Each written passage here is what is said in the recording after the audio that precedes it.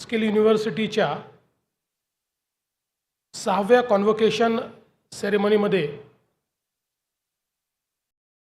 या ठिकाणी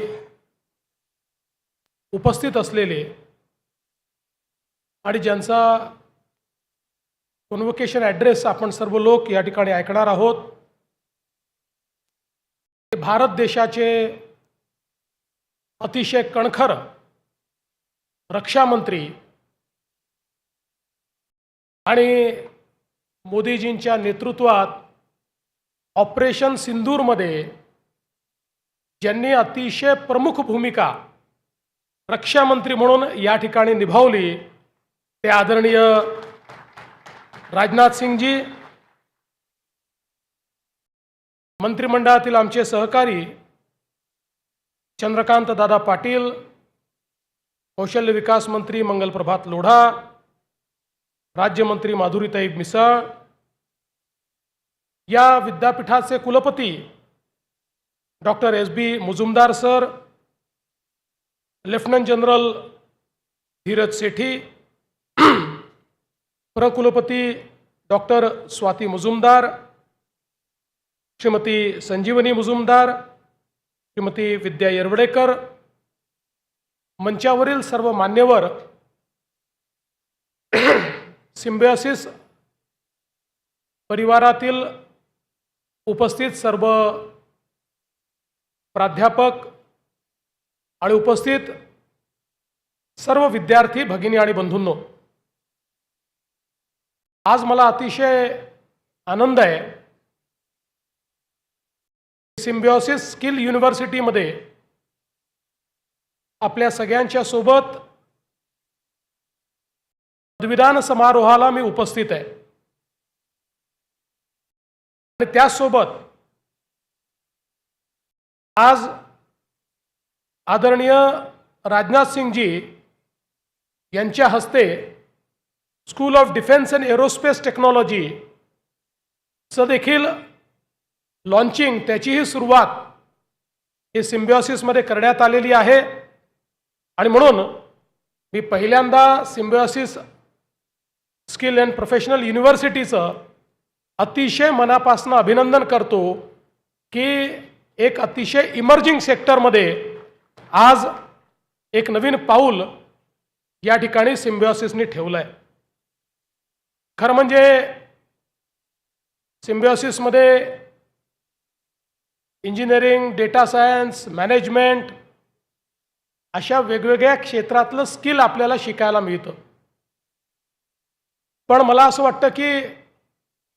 एक अजून स्किल थोडं मिसिंग आहे, जे आपण शिकलं पाहिजे, ते म्हणजे आनंदी राहण्याचं आणि आनंद व्यक्त करण्याचं. आणि त्याची पहिली स्टेप काय आहे? त्याची पहिली स्टेप आहे जोरात टाळ्या वाजवणे. Each one of you should clap, because I see that clapping is missing among the students, and it is the best expression on this day to express your joy. So don't clap for me, don't clap for them, clap for yourself.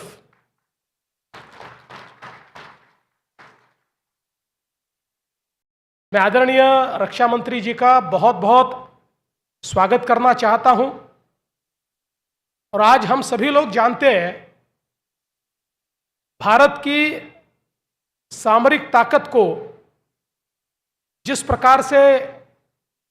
पिछले 11 वर्षों में बल मिला है और लगातार defence manufacturing में, defence technology में भारत ने जो एक नई ऊंचाई को छुआ है, उसमें हमारे रक्षा मंत्री जी का एक बहुत बड़ा योगदान है. और आज इस कार्यक्रम में उनका मार्गदर्शन ये हम सभी के लिए बहुत महत्वपूर्ण होगा, क्योंकि देश के उन जाने माने राजनेताओं में से वो है जिनके लिए चाहे वो पक्ष हो या प्रतिपक्ष हो, सभी लोगों के मन में एक बहुत बड़ा सम्मान और आदर का भाव है, और उनके कार्य ने, उनके व्यवहार ने उस भाव को अधोरेखित किया है। मैं आदरणीय रक्षा मंत्री जी, आपको बताना चाहता हूं कि जिस समय symbiosis skill and professional university की परिकल्पना मुजुमदार सर और स्वाति जी के मन में आई, वह ऐसा दौर था जिस समय प्रधानमंत्री जी ने स्किल की महत्ता को समझकर इस देश में स्किल का एक आंदोलन खड़ा किया था, और हम सभी लोग जानते थे कि भारत जो 2020 से दुनिया का सबसे युवा देश बना, जिस भारत की औसत आयु ये 27 साल बनी, इस भारत को अगर एक महाशक्ति के रूप में हमें तैयार करना है, तो भारत की इस तरुणाई को हमें कौशल देना होगा, स्किल देना होगा, उन्हें ह्यूमन रिसोर्स के रूप में विकसित करना होगा। और ऐसे समय बहुत बड़े पैमाने पर स्किल्स के इनिशिएटिव्स हमारे देश में शुरू हुए, लेकिन फिर भी मैं मानता हूं कि 2016-17 में स्किल यूनिवर्सिटी का सपना देखना यह अपने आप में एक बहुत ही धाड़स की, एक डेयरिंग इस प्रकार की परिस्थिति थी, क्योंकि उस समय तक कोई भी इस भारत में स्किल यूनिवर्सिटी के बारे में सोचता नहीं था। और विशेष रूप से जो लोग अलग अलग प्रकार की संस्थाएं चलाते हैं, उनके लिए ये क्षेत्र ऐसा था कि जिसमें अगर हम लोग बैलेंस शीट का हिसाब लगाए तो शायद पैसा केवल डालना था, पैसा वापस आएगा इसकी कोई गारंटी नहीं थी।